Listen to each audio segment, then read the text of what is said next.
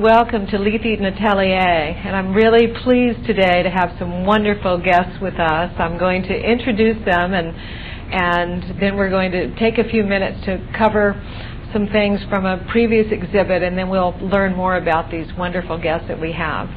First one is the Honorable Nancy Bretsfield, and we'll be hearing a lot more about her. I think you're going to be very pleased to meet everyone. And then Dr. Gary Stickle, and Nancy Deegan, and then also Dr. Richard Plagenhoff.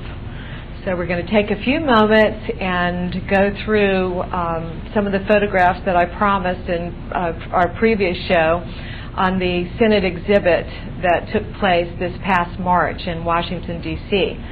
So, and there is the rotunda there. There I am with the paintings, and then we can go to the next one. And it was wonderful to be there. There's Senator John McCain, and I was really pleased because they actually declared Leith Eaton Day at the nation's capital, so it was quite an honor for me, and very pleased about that. And there's my family. There we are with Senator McCain again, and just a few to show the overall, and there we are. It was a beautiful, beautiful rotunda and quite an experience for me. And then the paintings went on to the Ronald Reagan Center and opened in September, and there were for 2 months. So really pleased about that. But now we're going to focus on the wonderful guests. And as I say, the Honorable Nancy Bretsfield, who was the Consul General to Bangladesh for 9 years. And that was through President Reagan, was it? No, actually, and everybody sort of kind of gets it backwards. I was appointed by their government, by President Ershad, to represent them in the United States. Interesting. Okayed by our State Department, because at the time they couldn't afford to have their own office in this part of the country. So we had an ambassador in Washington, D.C., and of course the United Nations ambassador, and a consulate in New York, but they needed to be represented here because there were so many people, so many Bengalis that came to California and the 11 western states. It must have been fascinating. It was very fascinating and very exciting because it's an exciting country. Everybody speaks about it as being one of the poorest countries in the world. Not so. They have more than an abundance of food. They have every natural resource of food that you could even possibly think of. And it's organic. Oh, really? From bananas They're lucky. Yeah, no, from bananas to fish, and from the Indian Ocean, species that we've never even heard of. So the only thing that they really didn't know how to do back then was to know how to put the food groups together. Oh, really? Food combining. The food combining and making it nourishable for them. The country is rich in vegetation, and the people are very, very sweet, very childlike, very sweet. And in the last, I would say, 17 years since I've been in the country has grown by leaps and bounds. And you were just there, weren't you? I was just there, yes, yeah. yes. And it was wonderful to see the progression. Oh, I can imagine. And of course, you must have spent a lot of time in that part of the world in general, not just in Bangladesh. Yes. Well, in this trip I was in Dubai, and I also, on previous trips, of course, been in India, Bhutan, Nepal. Yeah. I've traveled that part of the world extensively, and I lived there. And Dubai is becoming really the new Hong Kong, isn't it? It's incredible. Yeah. I mean, it's not 5-star hotels. Actually, in reality, it is the only 8-star hotel in the world. I'm ready to go. I'm supposed to have an art exhibit there, and I can't wait. We'll have to go. Absolutely. It's the best of the best, and they did an incredible job with golf courses, and they have a beautiful racetrack. The Maktoum family, who's the ruling family, are one of the biggest breeders of thoroughbred racehorses in the world. So they gave the World Cup, which is the Dubai Cup, which is in March. It's the only race that is one race, $6 million. Well, we'll have to go for that. Absolutely. Sure. And of course, Nancy has a background not only with racehorses and all sorts of things, but starting out not too long ago, she has very interesting because she started out as a silver medalist, was it, in the Olympics? I started skating when I was 3.5 years old, and I went all the way until I was 17. I was the United States champion, and also on the 1960 Olympic team. And then the plane crash happened when our whole United States team got killed. And after that, I turned professional and then went into movies and TV commercials. And of course, I might add, dated, if you don't mind me saying, Elvis Presley. So. And I did a few movies with Elvis and dated Elvis and met him when I was like 17 years old. That's amazing. And went to Hollywood High, graduated from Hollywood High. We're going to be hearing more about that soon, too, hopefully. Maybe. And I must say I've lived a lot of lifetimes. It's been a great ride.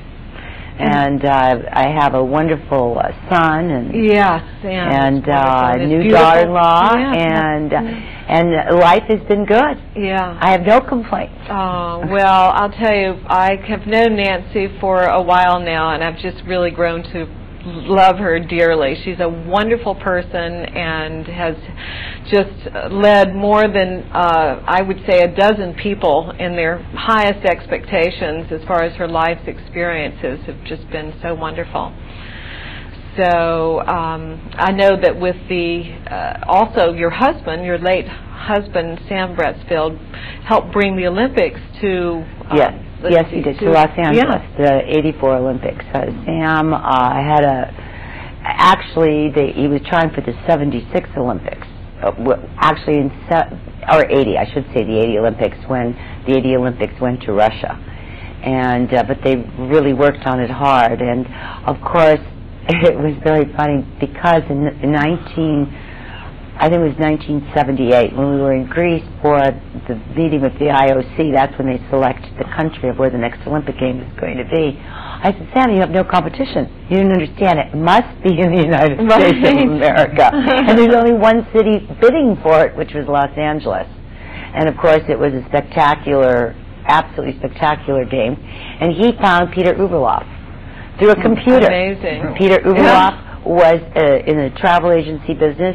And Sam, with the rest of the committee, said, "What about this guy? I mean, he sounds good." And they interviewed him, and here we go. And of course, changed the Olympics. Well, not only changed the Olympics, it made the Olympics. One of the things that at that particular moment in time, I said to Sam that he couldn't do was to make a commercial, but he did. And when he got McDonald's to build the swim stadium here.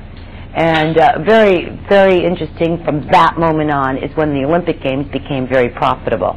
And also interestingly, in 1932 when the Olympic Games were here, that was the only Olympics up until the '84 Olympics that was profitable through the whole time of the Olympic Games. So it's kind of an energy that turned the entire Olympic movement around, because we were the only country in the world, and in the early part of it, that we're not supporting our athletes, and all the other countries were subsidizing their athletes. Yeah, and that makes a big difference. It must have been quite an experience to go through that, and having been in the Olympics yourself especially. So obviously it was just all meant to be. And of course Nancy has continued now. She's actually, you have some horses that are... Oh, I'm about to run very soon at Santa Anita, and that's my passion and my first love. Of course, let's talk about your necklace too. Well, those are my 3 previous racehorses that were quite big in the 1980s. One won the San Antone Handicap, the Fall Highway Handicap, the Native Diver Handicap, the El Cajon, the Vernon Leroy. I mean, the Californian. Between the 3 of them, it was like having 3 little slot machines. And what made me even more thrilled is that I bred them all. I didn't buy them. I bred them. So it gave me a great thrill and turned me into another part of life that I always loved and liked. Yeah. And when I started out as a little girl, it was either skating or the horses. Right. And I had to make a decision. But you did both, really. In my later life. And it's always been a horse that's been right there with me. Yes. Well, it's wonderful. And I'm so glad that Nancy has joined the board of directors for the World Federation of Nations Foundation. And of course that organization is actually been organized to promote world peace and global enlightenment, and she's a wonderful addition to the board, and so pleased to announce that with the audience today. Thank you. So we'll come back, but we're going to talk a little bit about another member of the board of directors of the World Federation, and that is Dr. E. Gary Stickle, who is an archaeologist and has done digs in the birthplace of Achilles and some of the other places too. I know Machu Picchu, but let you please tell the audience. Well, thanks for having me on your show. Oh, I'm so happy to have you here, and so pleased that you've joined our board. Wonderful addition. Well, I think it has a great vision and something we need in the world today. And through my archaeological projects, I've been able to see a little bit of the world. In Greece, at the birthplace of Achilles, that was a big honor they bestowed on me. And then at the lost city of the Inca, Machu Picchu in Peru. Must have been incredible. Which is a fantastic, very spiritual place. And I was the first American to be allowed to excavate there since Hiram Bingham of Yale, really? Founded in 1911. And actually, he was, if anybody can make a claim to be Indiana Jones, it's probably him, because on the door of his office at Yale, it didn't say professor, it said adventurer. Of course, Gary's nickname is Indiana Jones because in the movie they really did use him as a consultant, and of course he said he doesn't carry the whip. But no, my secretary bought me a whip. I think there was a mixed message with that. But the hat that I have my own hat, which I'm using as we speak because I'm doing excavation in Malibu. Well, we actually went on an archaeological survey to the sunken Red City in Arizona of the Hopi Indians, and it was fascinating. And of course, Dr. Stickle had his hat on. I'm sorry. No, I was just going to say it was through the World Federation of Nations. Yes, it was, and that sounds like an episode or a movie title for Indiana Jones and the sunken Red City. But what it is the Hopis believe that they emerged into this fourth world from previous third world and so on, and they did it at a sacred place called the Sipapu, and this ranch is possibly one of these origin places, which would be fantastic. And we saw the amazing pictographs and artifacts. They were incredible. They really were, and the pottery and all sorts of evidence. It was a wonderful trip and an area that really needs protection. No, absolutely. In fact, the fellow who's monitoring the ranch showed us the site that's being vandalized and destroyed by what we call pot hunters. It's about the worst name an archaeologist can call somebody. It's a pot hunter, meaning a grave robber, somebody who digs up ancient graves to get these pots to sell them and do it in an unprofessional way. Yes. Well, of course, not only through the World Federation has Dr. Stickle, Gary, been very helpful, but we have also started working on a number of projects ourselves. We're actually 2 film projects. One that's called Piercing the Third Eye, and it's really a Hollywood mystery, and it has quite an interesting plot that I think that the audience will enjoy learning about. And then another one about Lady Hamilton, who was the most painted figure throughout history, and both quite different, but we think will be interesting. The Piercing the Third Eye actually has a pseudo-Hollywood documentary sort of woven into it, so it should be pretty interesting coming up, and it's been wonderful. The collaboration has just been terrific, and I'm so happy that you have joined the board and that we have formed our creative collaboration. And thank you so much. And now we're going to hear about Nancy Deegan. And actually, if you can, we'll start. A picture's worth 1,000 words. So we'll start with this photograph. And if we can, there's another still photograph that we'd like to show, because this is the photograph of the horse, and Nancy was commissioned to do the painting, and as you can see, she did a really beautiful job of that. And this is only one among many. In fact, she actually came with mounds of ribbons and trophies, and too numerous. I mean, we could fill the room with all of the ribbons and trophies, but we were afraid they'd be so distracting that the audience wouldn't have a chance to see Nancy. But her credits are numerous, and please tell us some of the highlights. Well, in addition to doing oil paintings and acrylic paintings, I also design equestrian sculpture. I've got the jewelry I designed too is like a little dressage horse, and it's cast in solid silver. And then I have a racehorse here in the middle, and I think I got a polo pony in my pocket of my jacket. We'll get to that one in a minute.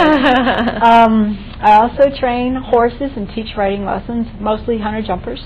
I also am a licensed pony girl, and I have worked pony and horses at Santa Anita, where you guys are. And I had a trick horse. He just passed away. He was 30 years old, and his name was Silver, and we were on the Late Show with David Letterman. Legendary. We were in the movie Meet Wally Sparks with Rodney Dangerfield, and this horse was incredible. He'd like count, wave, lip sync to music, play soccer, and he could think. He had a great sense of humor. He was really funny. And so I'm still training horses, and I still show horses. And in addition to all that, I'm also a script supervisor, and I'm training to be a production manager. Well, I'll tell you, and of course the most important thing that Nancy left off is the fact that she has been training my family and me. And of course. I might say I've been driving an hour to and from to get there, so she's quite a good trainer, else we wouldn't be making the trip. But she has just done so many interesting things. Here's a polo piece that she has done. Maybe. And she is a fairly new member of the International Arts Association, and we're really pleased to have her as part of it. And can you tell us about some of the ribbons and trophies that you've won? So since they couldn't see the ribbons, that they can at least... Sure. Well, you can just imagine it. It's been a lot of fun. I started writing when I was 5 years old. Just trying to give you a short version. A friend of ours won a Little Shetland Pony ticket raffle, and my dad got it from my brother because the man didn't have a place to keep it, and it took me a couple of weeks to go in and take over. I fell in love with the pony, and my dad was teaching me how to saddle and ride and everything. And so my brother had been taking lessons for 6 months. I'd been taking lessons for 6 weeks. And the first horse show, I got 2 blue ribbons, and the biggest mistake I made was that I beat my brother. But I didn't know it. I was having so much fun. And there was about 15 people in my class. And so that was my introduction. Was the first time I ever showed a horse. I won a blue ribbon. I was about 5 years old. So I've done a lot of work with horses, dressage, fox hunting, cross country, race horses. I train horses to pull carriages. I was always training my ponies to do tricks when I was a little girl. And I have had a lot of serious injuries, but I still keep going. And I really enjoy it. I really like teaching people how to ride horses and building their confidence and their self-esteem, and working with horses. It's just been amazing. It's been a lot of fun. And it's a great way to meet some really nice people, too. I know. Well, we're just so pleased that we were able to connect. It was really terrific. And we're working on some different projects, and it's really wonderful. And I'm thrilled to finally see. I hadn't seen the bronze that we have here. I don't know whether the audience can see it or not. I'll actually hold it up here, if that will help. That's an artist proof. The original was cast in sterling silver by a man that was an employee of Federal Express, and that was for his wife. And the strangest thing happened was the day the bronze was cast. The horse was old, but the day the bronze was cast, I understand that the horse passed away. Oh. So, it was a really beautiful piece in silver. At least you were able to capture the memory of the horse, which is really wonderful. And I think in a lot of ways, of course, that's what art is all about, is capturing those memories or bringing about inspiration that creates new memories too, which I think is really important. And of course, I know that with Silver, when he was alive, I know you had been on numerous movies and. Oh yeah, we were in a movie called Meet Wally Sparks with Rodney Dangerfield. That must have been really funny because Rodney had to hold the bucket for Silver to drink it was supposed to be like beer, but it was really, I said, how are you going to get him to drink the beer? I said, just put apple juice in it. He'll drink the apple juice, And Silver was more than cooperative, and Rodney was so scared of Silver, he was like shaking. And I said, what are you afraid of? And he says, I'm afraid he's going to bite me. I said, well, Silver's never bit anyone. And he goes, I know, but a hoodie's long overdue. So Rodney was really funny in real life, as just like he is as he was on TV. And then we were on the Late Show with David Letterman in 1996, and Silver bobbed for apples on that TV show. And then we'd been on a TV show with You Lie Like a Dog. Shirley Long was on, one of the panelists on there, and David Hasselhoff brought his family up to see Silver perform in a horse show I was in 1996. And now you have a new horse that's opening doors and doing things, too. So. I trained my thoroughbred. It was not really a trick horse, but he does some funny tricks. He whinnies on cue if I hold the carrot up. Yeah. And I trained him to open the trunk of my car. Oh, that's great. I was the other day trying to get something out of my trunk, and he was standing there beside me. I forgot that I trained to open the trunk, and he's going like with his nose. It's like, what are you doing? And it's like, oh, I forgot I trained to open the trunk of my Camry. Yeah. And so I unlocked that. So, okay, Nightline, go ahead. And he'd get a peppermint horse treat every time he'd open every time he'd open the trunk. So he did it like 5 times in a row because he really wanted peppermint horse treats. Well, I'm sure that we will be seeing more of you. I know that the audience is going to want to hear more about all of our guests, special guests today. But now I'm going to introduce Dr. Richard Plagenhoff, who I have known for, almost 16 years. And he has been on our shows before, so I'm sure the audience is somewhat familiar with him, and I'm sure that they're wanting to become more familiar. He's a medical doctor in his background, and he really became more involved in holistic medicine through his practice originally. I know you were head of the hospital in Michigan, wasn't it? Yes. Yes, I did many things, but I really came out of University of Michigan Medical School understanding that we needed more than the drug approach, and to follow the first Hippocratic Oath law, which at first do no harm, means we had to develop some technologies to sort out what is best for each individual person, because everyone is different. And what's best for one is not necessarily best for another. Right. So I became a kind of a detailed expert in the science of kinesiology, which is muscle testing, which is in a postgraduate section of many of schools, advanced schools, leading schools in the country.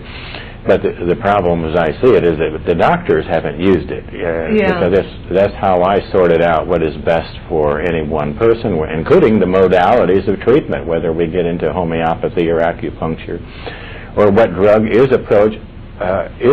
appropriate and which one is not. Because in my experience, 80% of the medications that I tested for people coming into my holistic medical office in Michigan for the first time tested with significant weakening, meaning that wasn't the appropriate response or approach for that person. So I spent my life in reversing incurables and helping people become at one with God within. Now as a spiritual leader and as a non-denominational ministry, retired from the medical system, I'm really into the higher levels of healing and by connecting with God within, and whom is our essence, and that's where the power is. It's been a wonderful journey, and we've been able to not have to go to anyone else other than speaking and seeing Dr. Plagenhoff for really my son's entire life. He's now 16 years old, so it's been really wonderful. And we have something that we're going to demonstrate here today, and that's one of the reasons why all of this water is here. And I'm going to have to give you a handheld mic, so we're going to have to undo that one and then tell the audience about it. It's actually a wonderful water that is not really on the market, but hopefully will be at some point, and we're just going to demonstrate some of the qualities of it. So why don't you come over now, and then if you can take this off so you can, I'll hold it for you. Okay, that would be good. Let's see if you'll just help me since I'm still plugged in here. There. Okay, so now what we have here that I have been working on for a matter of years in different ways progressively is what we're going to call the water of life. It is really connecting with spirit within, without, and it also involves channeling many of the and imprinting many of the energies that are necessary for healing. As I've worked with many, all what we'll call medical incurables, meaning only they're not curable with using the approach, the drugs in the approach of medicine as it is in Western medicine today. So we included all the elements of what we'll call vibrational enhancements in this water to assist everybody on their path of connecting with the God within, God without, no separation, and overcoming all the interferences in our energy field today. So what we would like to do is energy check certain things as we are here today, including some waters that we just got off the shelf at Whole Foods this morning. They've never been opened, and I wanted to take at least 3 waters to show that we're not impartial. We're completely impartial. We just took 3 waters, and we're going to energy test with muscle testing 3 waters and compare it how it affects the energy system of 2 people. I can explain. How about you, Nancy? Okay, just watch out the cord. Why don't you step over the cord? There we go. So I'll explain what you're doing because they won't be able to hear you. So I will explain it. Okay, so number 1, we would like to see how this influences... we're going to see how this water influences the energy of Nancy Bressfield. So please stand up if you can, Nancy. We'll do a little bit better if we stand side by side and have a little better picture. So first of all, but face me though. Okay, partially. So when I say firm, you make this deltoid muscle, which holds the arm up, as firm as you can, and I will push down to resist you or to test your strength. Okay. And then we'll get what we'll call a baseline of what your strength is, and then I'll add the various substances to see how you are influenced by various waters that we have here today. Okay. Okay, so now make it firm and firm and firm. So this is the first water we're going to do. We're going to put it right on the thymus gland, which is the master gland for physical body intelligence. So I actually can project that right into the thymus, which is also the window for the soul connection. We have a few minutes. And now see how that affects you by making this, again, as firm as you can. Firm and firm and firm. So how would you say that is compared to what we did without it? Okay, firm. Let's put that one down. Okay, now again, firm, as firm as you can. Make this as firm every time I say firm, because you're letting go. Firm and firm. So now, double check. How did this influence? I want your report. Okay, again, firm and firm. How does this affect your energy? Oh, I feel good. I feel wonderful. But did it strengthen you or weaken you? It strengthened me. I don't have to say that. Well, let's see. What did your arm do? Firm and firm. And now I put this here. Right. And firm and firm. See, it feels like it's weakening you a little bit. Okay. Yes. That's weakening. That is one of the first store waters. Now let's take a second store water. Okay. Again, to see how this influences you. Okay, firm and firm and firm. There's a slight weakening, but not as bad as the first one. Would you say? Yes, absolutely. Okay. And here's the third one. So we don't want to be partial to anybody or impartial in a negative way.